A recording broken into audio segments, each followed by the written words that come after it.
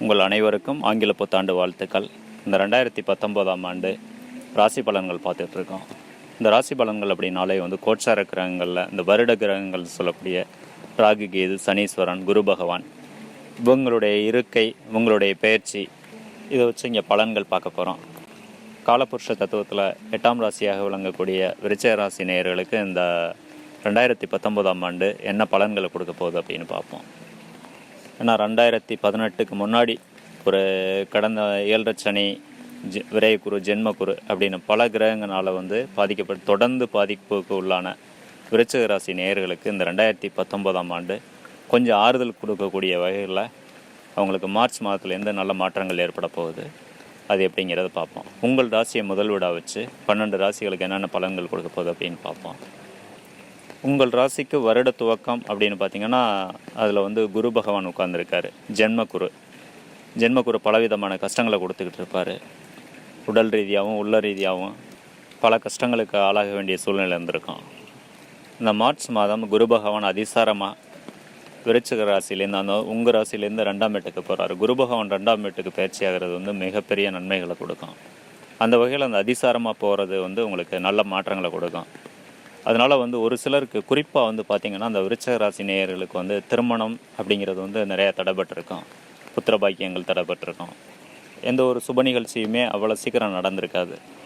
இப்போ அந்த குரு பகவான் அதிசாரமாக செல்வதால் எல்லா சுப காரியங்களுமே நல்லா கைகூடி வரும்.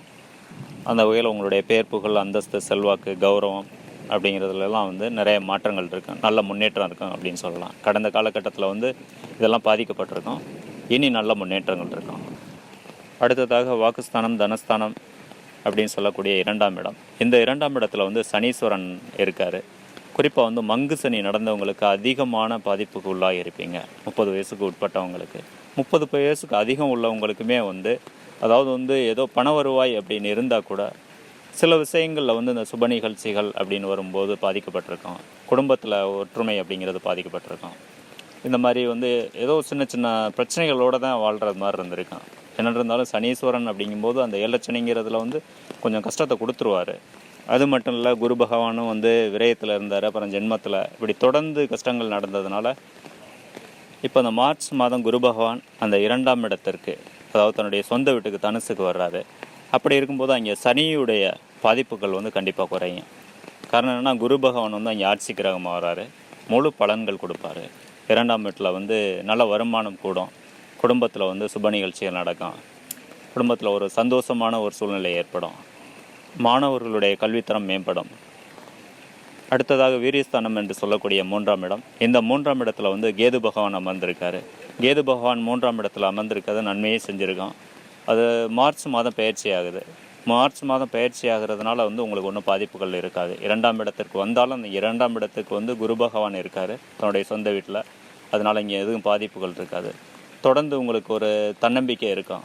அதனால் தொடர்ந்து தைரியத்தோடு செயல்படுங்க. அடுத்ததாக சுகஸ்தானம் என்று சொல்லக்கூடிய 4ஆம் வீடு. இந்த 4ஆம் வீட்டுக்கு சனீஸ்வரன் உங்களுக்கு 7 சனியாக நடந்துக்கிட்டு இருக்கு. 2ஆம் இடத்துலேருந்து 3ஆம் பார்வையை பார்த்துட்ருக்காரு. அப்படிங்கிறனால குறிப்பாக தாயாரின் ஆரோக்கியம் கண்டிப்பாக பாதிக்கப்பட்டிருக்கும். அடுத்ததாக பார்த்திங்கன்னா வண்டி வாகனங்கள் அப்படிங்கிற வகையில் நிறைய செலவுகள் ஏற்பட்டிருக்கும். ஒரு சிலர் வீடு அப்படியே அரைகுறையாக விட்டுருப்பீங்க, கண்டினியூ பண்ண முடியாத சூழ்நிலையில். இப்போ அந்த குரு அதிசாரமாக வரும்பொழுது கண்டிப்பாக அதையெல்லாம் திரும்ப கண்டினியூ பண்ணி சக்ஸஸ்ஃபுல்லாக கிரகப்பிரவேசம் பண்ணலாம். அடுத்ததாக பூர்வ புண்ணியஸ்தானம், புத்திரஸ்தானம் என்று சொல்லக்கூடிய 5ஆம் இடம். மீனராசி உங்களுக்கு 5ஆம் வீடாக வருது. குரு பகவான் உங்கள் ராசியிலேருந்து 5ஆம் இடத்தை பார்த்தாலும் கூட அது ஒரு பாதிப்புக்குள்ளாக இருக்கும். ஏன்னா ஜென்மகுரு. இப்போ குரு பகவான் 2ஆம் இடத்துக்கு வரும்போது அந்த அதிசாரமாக வரும் காலத்தில் மார்ச் டு மே உங்களுக்கு ஒரு சிலருக்கு புத்திர தடைகள் ஏற்பட்டிருக்கும். அவங்களுக்கெல்லாம் புத்திர பாக்கியம் கண்டிப்பாக கிடைக்கும். பூர்வீக சொத்துக்கள் கிடைக்கிறதுக்கான வாய்ப்புகள் இருக்குது. பெற்றோர் பிள்ளை உறவு மேம்படும். பிள்ளை வழி ஆதாயங்கள் கிடைக்கும். அடுத்ததாக ரோகஸ்தானம் என்று சொல்லக்கூடிய 6ஆம் இடம். குரு பகவான் 2ஆம் இடத்திற்கு பயிற்சியாகும் பொழுது இந்த தன்னுடைய 5ஆம் பருவாய் இந்த இடத்த பார்ப்பார். அதனால் கடந்த காலங்களில் ஏதாவது உடல் உபாதைகள் இருந்திருக்கும். அதில் இருந்தெல்லாம் நீங்கி ஆரோக்கியமான வாழ்க்கையை மேற்கொள்ள போகிறீங்க. அடுத்ததாக பார்த்திங்கன்னா குறிப்பாக கடன்கள் ஒரு சிலருக்கு அதிகமாக இருந்திருக்கும். அதையெல்லாம் செட்டில் பண்ணக்கூடிய நல்ல காலமாக இந்த 2019 அமையும். இந்த 2018 பார்த்திங்கன்னா அதிகமாக எதிரிகளோட போராட வேண்டி இருந்திருக்கும். இப்போ நீ உங்களுக்கு அது பொற்காலம்னு சொல்லலாம்.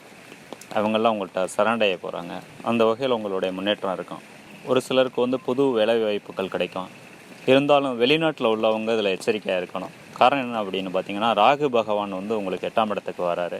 9ஆம் இடத்துல இருக்கும்போது ராகு பகவான் நல்ல வெளிநாட்டு பலன்களை கொடுக்கக்கூடியவர்.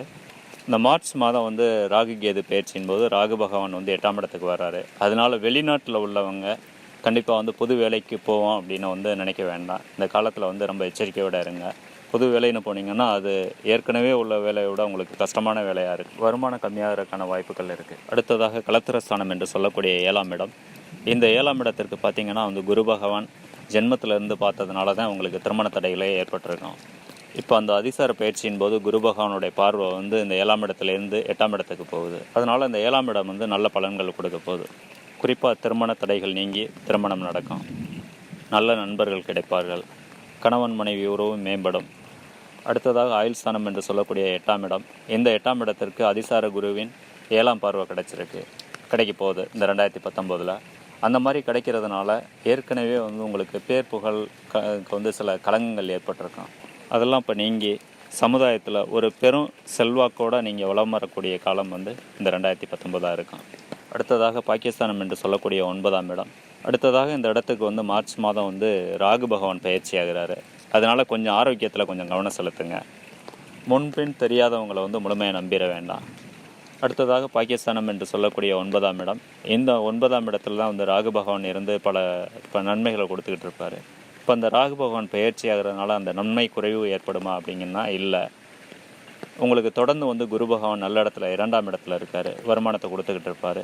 இருந்தாலும் வெளிநாட்டில் இருக்கவங்க ஏற்கனவே சொன்னது மாதிரி வந்து புது முயற்சிகள் புது வேலைக்கு போவோம் அப்படின்னா இந்த டைமிங்கில் செயல்பட வேண்டாம். தந்தையின் ஆரோக்கியம் மேம்படும். தந்தைக்கு இருந்து இந்த பிரச்சனைகள்லேருந்தெல்லாம் அவங்க ரிலீஃப் ஆவாங்க. அடுத்ததாக ஜீவனஸ்தானம் என்று சொல்லக்கூடிய 10ஆம் இடம். இந்த 10ஆம் இடத்திற்கு எந்த கிரகங்களோட பாதிப்புகளும் இல்லை. அதனால் தொழிலில் இருந்து வந்த பிரச்சனைகள்லாம் நீங்கி நல்ல விதமாக தொழிலில் நல்லா லாபம் கிடைக்கும். வேலையில் இருக்கவங்க நல்லா சம்பாதிப்பீங்க. உயர் பதவியில் இருக்கவங்களுக்கு ப்ரொமோஷன் கிடைக்கிறதுக்கான வாய்ப்புகள் இருக்குது. குறிப்பாக அரசியல்வாதிகளுக்கு இது பொற்காலமாக இருக்கும். அடுத்ததாக லாபஸ்தானம் என்று சொல்லக்கூடிய 11ஆம் வீடு. இந்த 11ஆம் வீட்டுக்கு சனீஸ்வரன் உங்களுக்கு 7.5 சனி நடந்துகிட்டு இருக்கு. 2ஆம் இடத்துலேருந்து தன்னுடைய 10ஆம் பார்வையை பார்த்துட்ருக்காரு.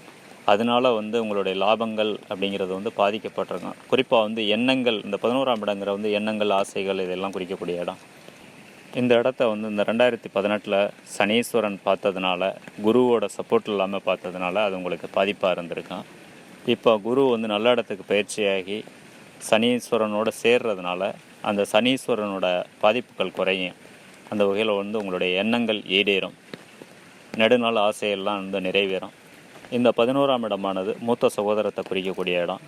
அதனால் வந்து கடந்த காலங்களில் வந்து சனீஸ்வரன் பார்த்ததுனால மூத்த சகோதரம் அப்படிங்கிற வகையில் வந்து நிறைய பாதிப்புகள் ஏற்பட்டிருக்கும். அவங்களுக்கு ஒரு சுப நிகழ்ச்சிகள் அப்படிங்கிற வகையில் நிறைய தடைகள்லாம் ஏற்பட்டிருக்கும். இப்போ அந்த சனீஸ்வரனின் அந்த பார்வை வீரியம் குறைந்ததால் அந்த அவங்களுடைய வாழ்க்கை தரம் மேம்படும். உங்களுடைய எண்ணங்கள்லாம் ஈடேறும். மொத்தத்தில் வந்து லாபங்கள் அதிகமாகும்.